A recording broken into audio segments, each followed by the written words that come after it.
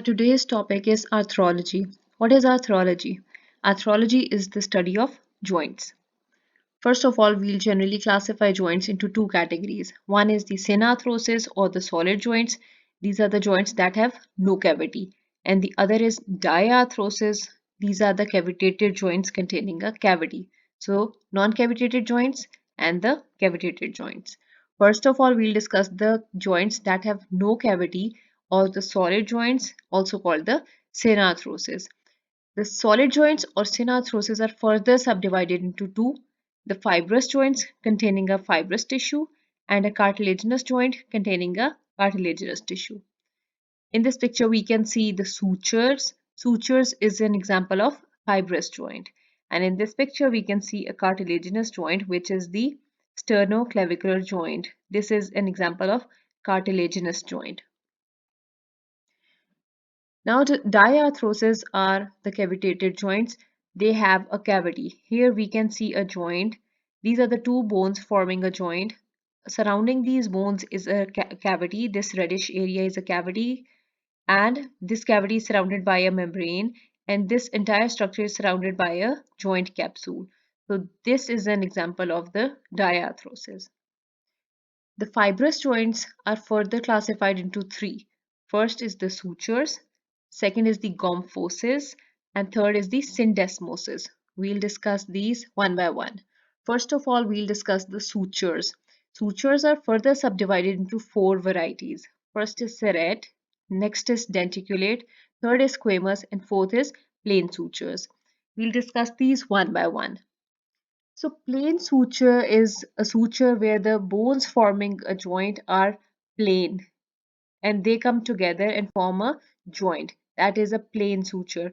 The example is intermaxillary suture. The two maxilla meet in the center at the intermaxillary suture, and this is an example of plain suture. Second is a squamous suture. The squamous suture is such that the joining surfaces are beveled and the two surfaces they come together and form a joint. So this and the example of squamous suture is a temporoparietal suture, the suture between the temporal bone of the skull and the parietal bone. Third variety is the serrate suture. Serrate means saw-like. So this is a type of suture where the edges are saw-like and they fit into each other to form a joint. Such a joint is called a serrate suture. So, the example of serrate suture is the sagittal suture on the calvaria, the skull cap. Next is the denticulate suture. Denticulate is from the dental tooth-like surfaces. They oppose each other and form a joint. This is called a dentate suture. And a typical example of dentate suture is this lambdoid suture. Now the next variety after sutures is the gomphoses. They are also called the peg and socket joints. And its typical example is the teeth that are fit into the upper jaw or the maxilla and the lower jaw or the mandible. This is the example of gomphoses. Third variety is the syndesmoses. These are the joints where the opposing surfaces are elongated, long structures, and they are covered by a ligament.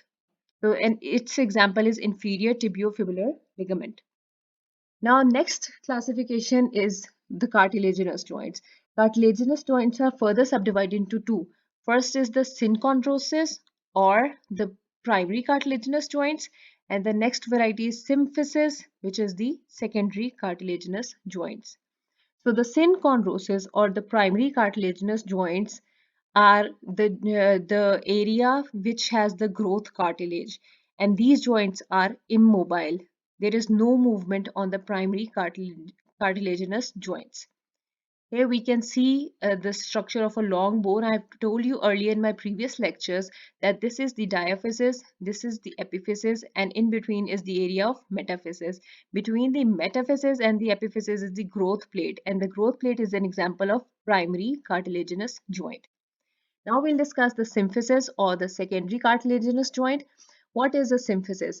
Symphysis is a joint which is fibrocartilaginous and a slight amount of movement is possible here.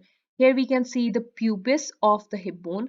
Between the two pubis is the pubic symphysis. This fibrocartilaginous joint, this whitish structure is the symphysis. This is an example of secondary cartilaginous joints.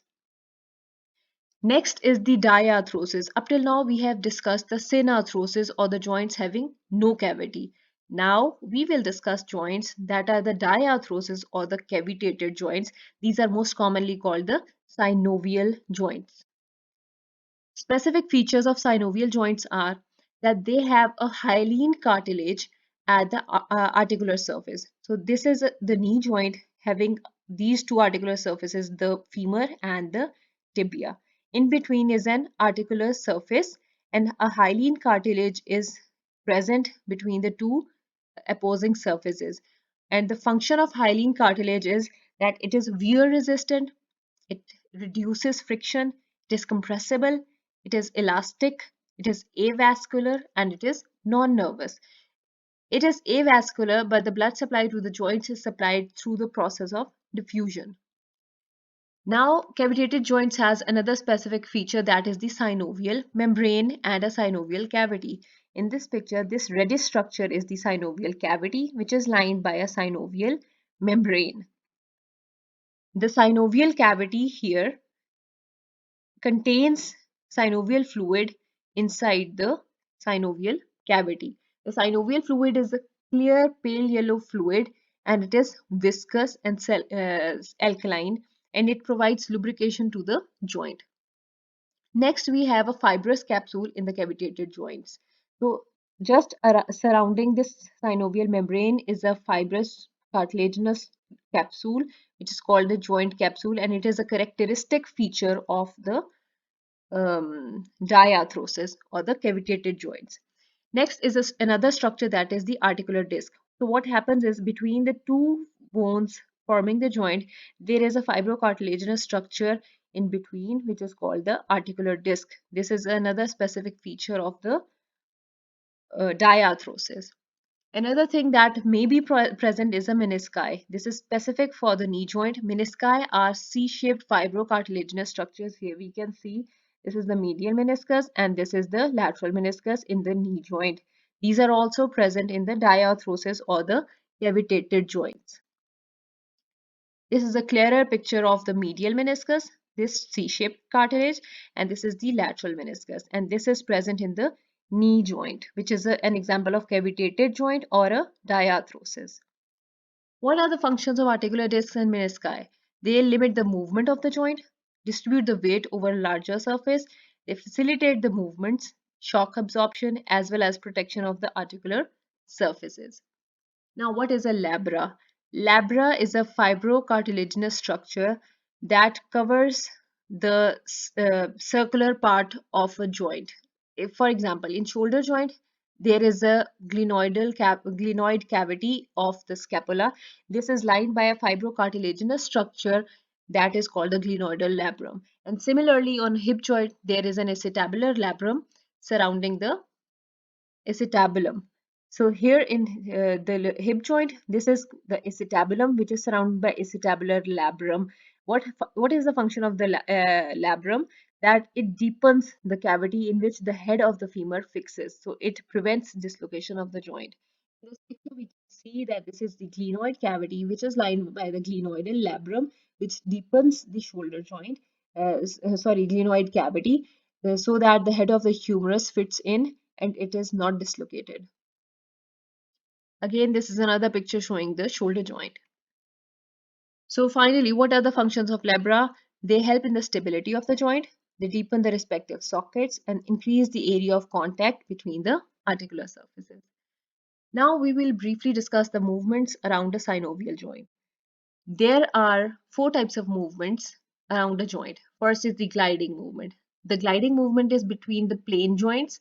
The opposing surfaces are plane and there is a mild slight degree of movement.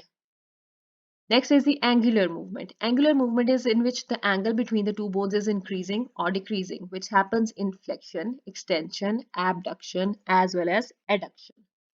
Third type of movement is the rotatory movement.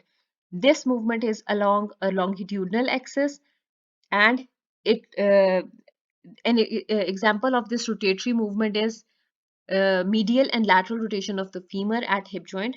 resulting in the medial and lateral rotation of the thigh. Fourth type of movement is the circumduction. In circumduction, it is a combination of the four movements, the flexion, extension, abduction, and adduction. And this happens at multi-axial joints. Example is the ball and socket joints, which are the hip joint and the shoulder joint. Classification of synovial joints will be discussed in the next lecture. Thank you.